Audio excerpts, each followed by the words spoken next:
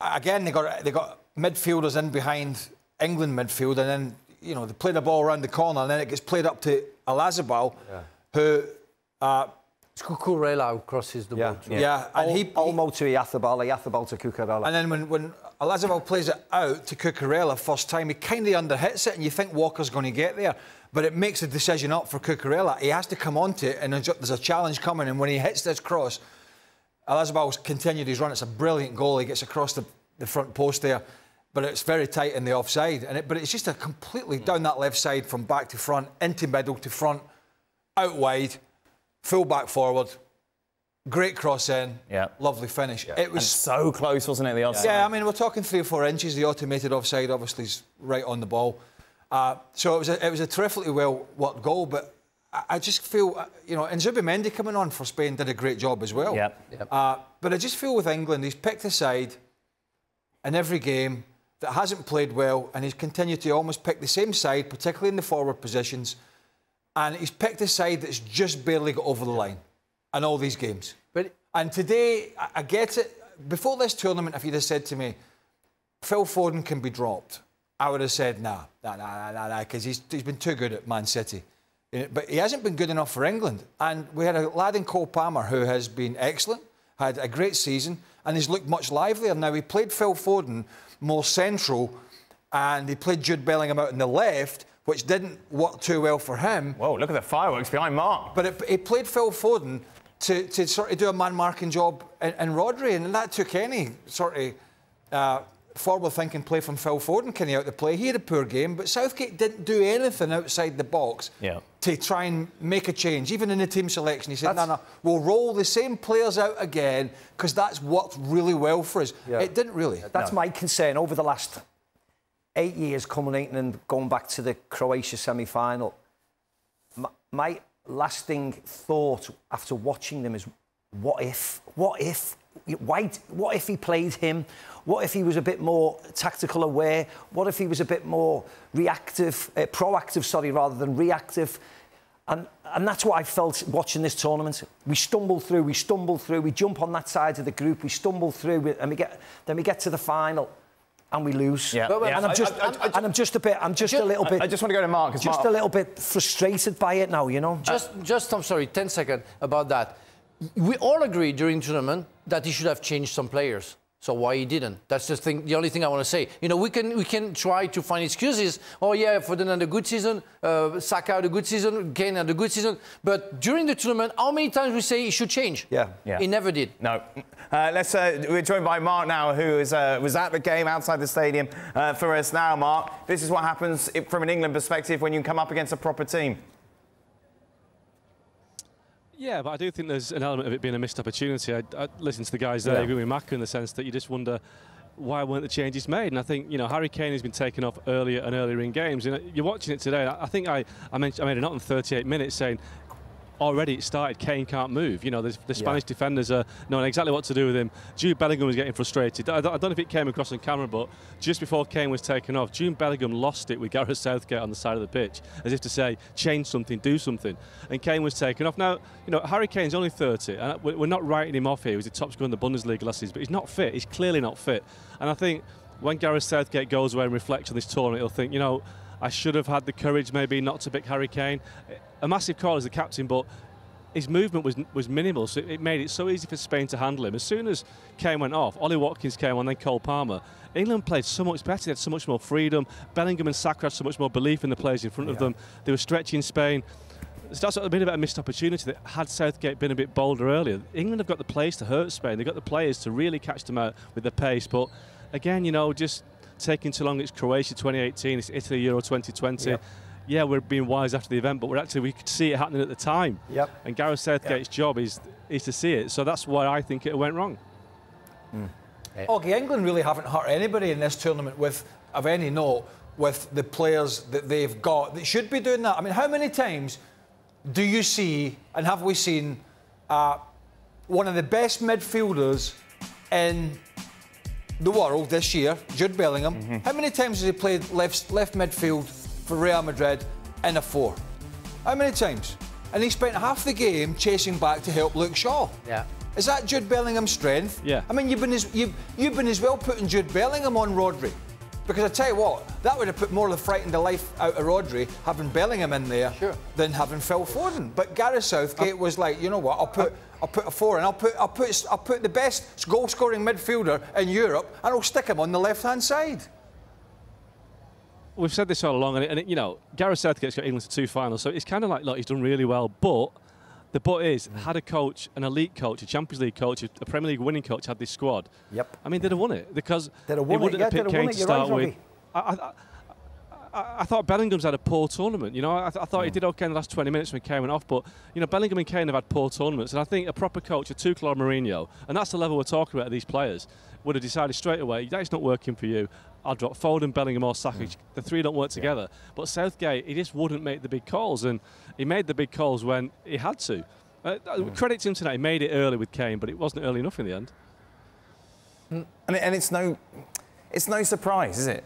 From what we've seen, and like we were talking about 8 years, Macca, we've sat and had these exact same discussions. So why did we expect anything different this time around? Well, like we did, in essence, we didn't. Did we? Yeah. You know, off camera when we were watching the games, we all knew what was going to happen. You know, we say before the game, we rule with our heart, we want England to win, but effectively they were playing the best team and they got found undone. And what we've seen in the 6 games prior to this game resulted in resulted in how we thought it was going to end. Yeah. We haven't seen anything for them to say this is the best team in Europe. And I think it's a missed opportunity. Yes, we've got to finals. Yes, we've got to semi-finals. But the standard of opposition we've come against and the type of players we've had, I personally feel we should be doing better. I think we should have beat Croatia in 2018. We should have beat Italy at home during the COVID when all the fans were ours. We should have performed better in this tournament. I'm not saying we should have beaten Spain, but we should have performed way, way, way better than what we've seen. And I think it's just, you know, I go away from this really frustrated because I think the standard of opposition has been poor, apart from Spain, and we should have done it a whole lot better. And a whole lot better, performance-wise. Nobody has an excuse as a player saying that, they were tired because they had a long season, like let's say Bellingham for Real Madrid, because Carvajal play on the other side, and he's much older than Bellingham, and we saw today that he was absolutely fantastic. So nobody has an excuse. So maybe the preparation wasn't good in England. Maybe something went wrong, and they weren't prepared. And again, when I say that to England, I can say exactly the same for France. You know, so don't go to some explanation that I wouldn't like England. But what we saw for England is not enough. Tactically, physically. We know that technically they know. The goal that they scored today with Saka, Bellingham, Cole Palmer, that was exquisite. I loved it. I love the movement. But it cannot be once, and it can be kind of a surprise. Otherwise, we weren't surprised with what we saw. It was just what we saw throughout the tournament. Mark, let's talk about Spain a little bit, shall we? I think everyone agrees they are thoroughly deserving this, the best team in the tournament. An exciting team now going forward, given the youth within that squad. Yeah, I mean, Lamine Yamal wasn't great tonight, but he still had a few moments where he caused England problems. Nico Williams, you know, man of the match tonight. Spain have got such incredible depth. They've had it for so long now. But England have got the depth as well. I just think that Spain had a better coach tonight, and I think that's what it was, you know. And you know, Spain are formidable, but can I just make a point on Southgate in the sense that the debate will start about should he stay, should he go? And I think he'll go. I think he's had enough, whether he won or not tonight. But we know the FA want to keep him. But my point is, why? Because for me, the best England team I've seen in my lifetime was the one that Macca played under Terry Venables. He was the best coach we ever had at Terry Venables. But the FA moved him on because he didn't quite like the Terry Venables off the pitch or off-field situations. Now, the FA just want a quiet life. The FA suits just want somebody who is like them, who is very safe, very polite, a great ambassador for the game. Do they want the best coach? England have got a great group of players. They're in danger of wasting a generation of great players, as they have done in the past. So they really should go out and get the best man for the job. But I think what will happen is they'll go for Graham Potter, because Graham Potter is an emblematic guy of the St George's Park coaching system. That's what they want. They want somebody who embodies the FA's coaching setup. They want an Englishman. But for me, the best coach has to be the best coach, because this generation of players needs a top coach.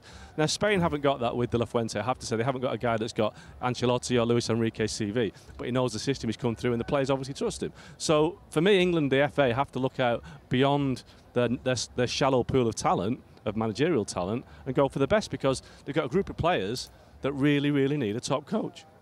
Part of your job is obviously to win and and get to finals. No, and I think there's something, Oggy, that we've been talking about for a long time, is that England have gotten themselves to a certain point, and it's sort of masking the other side of the game. Part of your job is obviously to get to the finals and win. Obviously it is. But other part of it is to get the best out of your players. Whilst England have got to the final, they have not gotten the best out of their players. De La Fuente has. Right? You got Cucurella, who doesn't play regular at Chelsea. You got Laporte, who wouldn't be in the Man City team before John Stones and was out. And there's other reasons for that as well. And then you got youngsters up front, and you got in the wide position. You got Alvaro Morata. You can't just say these are better players than what England have. No, because they're not true. They're not. They're very, very, very good players, but they're not better than what England has. So Spain have got much, much more, and this coach has, out of this group of players than Gareth Southgate has got out of his. Not only in results, but in performance and entertainment. And you watch this Spanish side play, and one of the big differences for me is not just the style of football, but they're not frightened to try things. Correct. They're not frightened to make a mistake. And this England side, I think, are very timid. So we can all agree that there is only one person responsible for that. Pretty much. That's what it is. I think. Because we have the contrary with De La Fuente. Yeah, and look at the change they've made from the World Cup. Yeah. Obviously, we talked about it a lot. Pass, pass, pass, pass. Oh, yeah, that was so boring. It was horrible to watch. Yeah. And De La Fuente's come in. We're going to do it this way, and it has worked so well. And he had the agreement of all the players. They went for it, and everybody who was coming on, like Zubimendi today, or Oyarzabal. These are not superstars across European football. No, they're not. But they go for it. They accept the situation and the tactic of the coach. So therefore, all the credit goes to De La Fuente, and for me, most critics go to Gareth Southgate, because he had the time to do something and to create a way of playing football. And when you are English, with the talent of player that you have, I'm sorry, you have the time to create something special. He missed that. Yeah. With Southgate's approach, you have to win. Yes. With that approach, you have to win. We've said it all along here, haven't we? You cannot play that poorly with that amount of talent you have at your disposal and not win. And if you play like that, and that is your plan, and you don't win, you have to expect criticism, because they had a wonderful opportunity, as I said, not necessarily to win it, but to show how good they are, because a lot of the teams, the bigger sides across Europe, are all in transitional period. Germany are going to lose a few, aren't they? They're going to have to change the team. Holland's were disappointing. Italy have been disappointing. France are going to lose a few players and before they start. So this was our real chance to be entertaining, to get our good players on, to show how classy we can be, to show that we've got a plan. And it wasn't. It was just to stifle, to hope, a bit of fortune here, let's get to this. And, we're on that side of the group. We've met a very poor Holland team. We've got past them. And then in the end, it was like, right, we're playing a good team, we'll lose today. And we... So it was just a bit of a damn squib today. We all expected England to lose and lost the way they did. It's funny that Gareth Southgate said before the game that he didn't believe in fairy tale. Well, that's definitely so we reassure him that we don't. No, we don't believe.